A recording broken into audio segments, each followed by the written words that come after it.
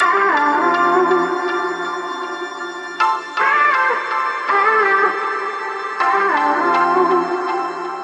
in Avon and Newtown today working with school leavers, young kids that are deciding on what career to choose. So I've done some hair in front of them, we've talked about the hair industry, and hopefully I've given them a spark so they can choose hairdressing as a lifelong career. So I remember personally the first time that I got bitten by the bug, and it was when I went to see someone doing a seminar very similar to what I did today, and I listened to these people and I saw them do great work, and it was like a light at the end of the tunnel. And hopefully these young people today who, you know, are quite inexperienced and naive about the big wide world outside school, hopefully they've got that bug as well, and they will choose hairdressing as a career. Because, you know, I've been in the industry now for 42 years, and you know, the older I get, the more I realise that a lot of people do a job that they don't love. And you know, when you're working, you know, 1/3 of your life. Can you imagine working 1/3 of your life and doing something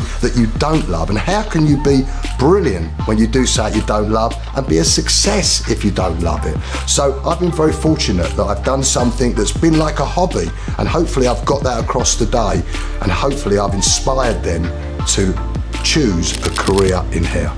I mean, it's very important, no matter what career you choose, especially in hair, that you work somewhere that's going to educate you superbly and inspire you. So if you feel that a career in hair is a bit of you, then enroll at NPTC, come down to the Lee Stafford Academy, learn the Lee Stafford recipes taught by these brilliant trainers at the college that have worked with me personally to learn all these hair recipes, and you will thrive in this world.